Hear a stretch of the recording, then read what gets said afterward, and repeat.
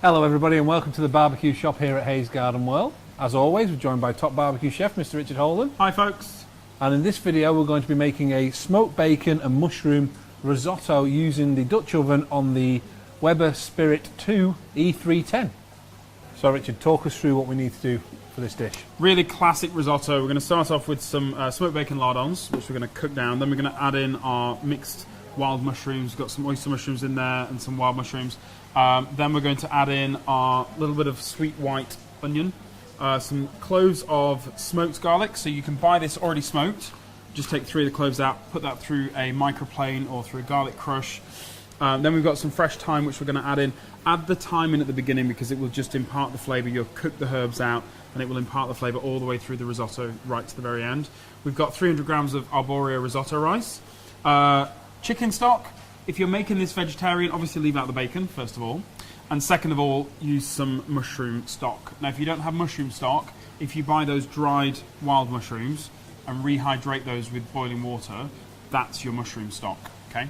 So we're going to cook that out until the rice gets that perfect little texture, and then we're going to finish off with some nice Parmesan, a healthy size little pat of butter. And then these little guys here, we have some little Japanese mushrooms, which we'll actually just sprinkle on at the end for a bit of a garnish. And one ingredient that I did forget in the whole process, we have a nice little 150 mils and some left of white wine. That will go in after the risotto rice, before the stock.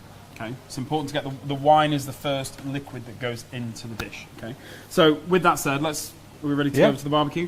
So we've got the barbecue preheated, all direct heat, but all these dials are on minimum, and they're on minimum because we don't want the rice to burn. So a little bit of oil in there just to help things get going. Thank you very much. Okay. And then we've got our smoked bacon going in. We have a bit of a sizzle, and that's fine. We've putting the bacon in first because if the wok is too hot, or in this case the Dutch oven, if it's too hot, it will take the brunt of the heat. So that when we actually get to the point of putting the risotto rice in, it might have just cooled ever so slightly. So just tumble these around, break them up, release the fat from the bacon. And if you cook this off moderately, if you cook this off nice and gently, that's the phrase I was looking for. If you cook these off nice and gently, with a little bit of heat behind them, rather than going crispy, they'll render, the fat will come out, and eventually they'll break down, they'll crumble, and then you'll have that really nice bacon flavour going all the way through your risotto. So we're just cooking those down.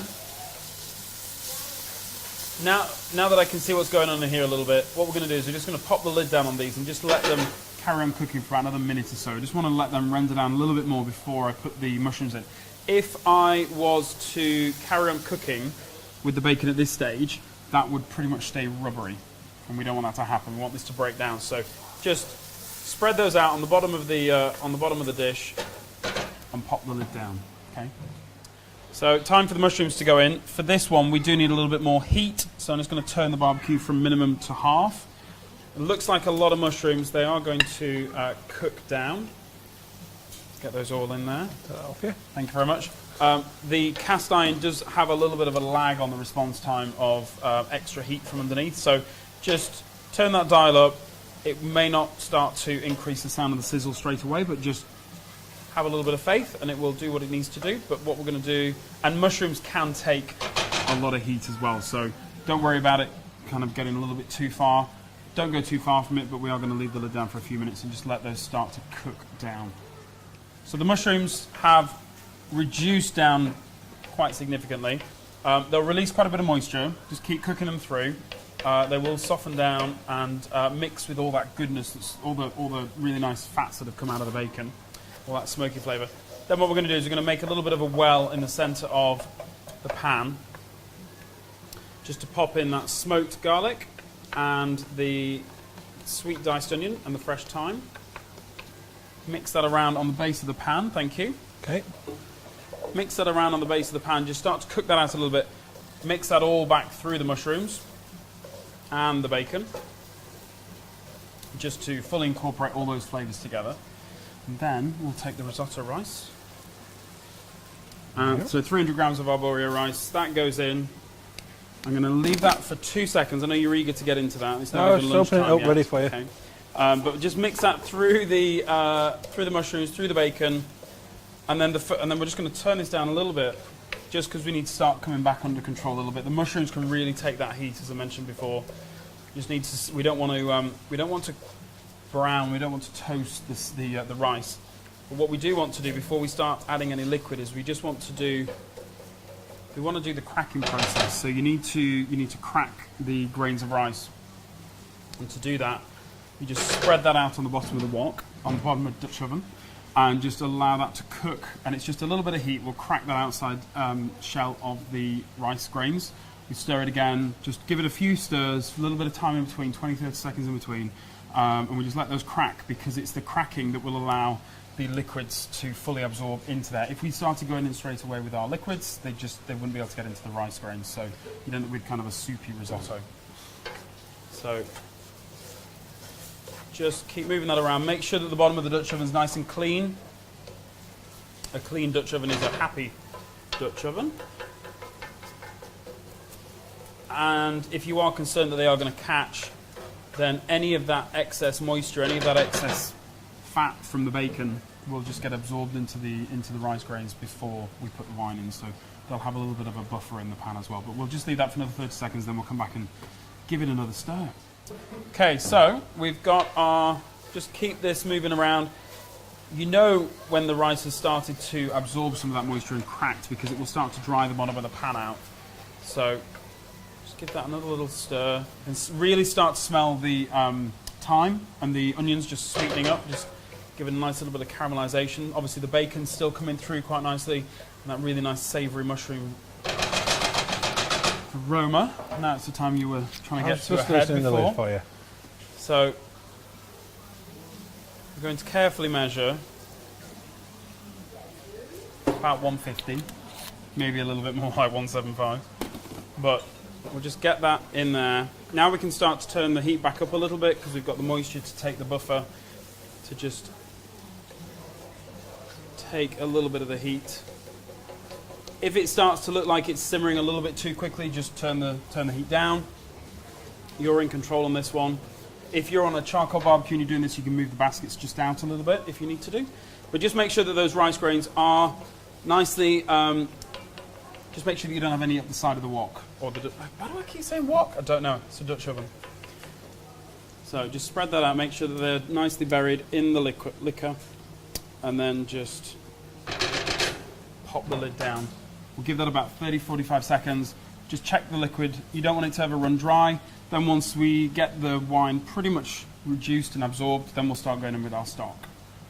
Right, so once you start to have a look in the Dutch oven and you notice that the liquid, push your spoon across the bottom, there's no liquid in the bottom of the wok, but it's not catching. Because of the, then we start to add our stock. Because this is quite a wide pan, it's got a good surface area, we just want to add a bit more than that classic ladle at a time. So just make sure that it's got good stock levels all the way across that Dutch oven, and then again make sure that all those bits of ingredients are in that liquid, and then we just pop the lid down, 30 seconds, minute, check it, put a bit more stock in, repeat the process. If it's just simmering a little bit too quickly, just turn the heat down. If it needs to come up to a little bit more of a simmer, just gradually increase that heat. But the cast iron will have a slight lag on it, so just be careful with how much you increase at a time. So all the stock is in the risotto, and if we just pop that on there, we'll pop the lid down. So the way that you can tell, basically you can be quite liberal with the first half of the stock volume, and then once you get into that second part, just start going a little bit slower. When you taste the rice, if it tastes soft but it has a little grainy centre, just a little bit more. Grab my spoon here. But you don't want to end up with a wet risotto in the pan.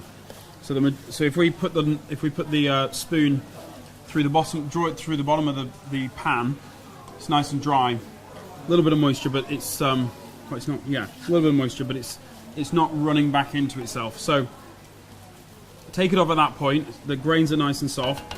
Just Spread that nice and smooth. Small pat of butter goes in. Now with risotto, you do need to let it rest. But before we let it rest, we're just going to pop that butter in. Then we take our Parmesan. We're going to put probably a good 100, 150 grams of Parmesan into here. This is part of your salt. We haven't seasoned this yet. We have got the salt from the bacon. And this is going to be part of our salt seasoning as well. This looks like a lot because it is. It's going to be really good. Okay. So we're going to go in with that. And we don't stir this. We actually let it rest until... So just going to spread that out. We're not stirring it, just spreading that across the risotto. Put the lid on, and the residual heat from the risotto is going to melt that butter, make the cheese go all ooey gooey, and then we just stir that through very quickly, very lightly.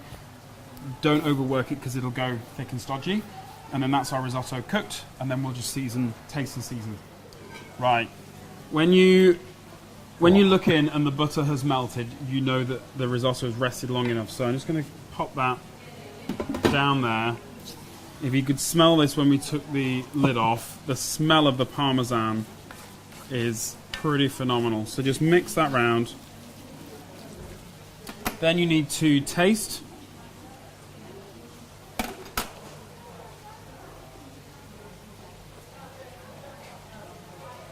It's not bad. No, it's really good. And it's got a really good salty content to it, flavour to it as well. So, just going to take... Oops. There we go. A little bit of risotto. A few of these little mushrooms just over the top. And then what I think this dish needs... is more cheese. Is a little bit more Parmesan. Look at that. There you go. So that is our smoked bacon and wild mushroom risotto with Parmesan. So if you'd like to find out the ingredients and the recipe for this dish, visit the website hayesgardenworld.co.uk. It'll be in the blog section. Good? You're never going to say it's bad. If you want to find out about the equipment we've used today, visit the team here at the barbecue shop. I'm sure they'll be able to talk you through all the equipment we've used. Smells fantastic. It really it's does. really distracting me. So all that's left for us to say is thank you for watching. Thank you. And we'll see you again next time.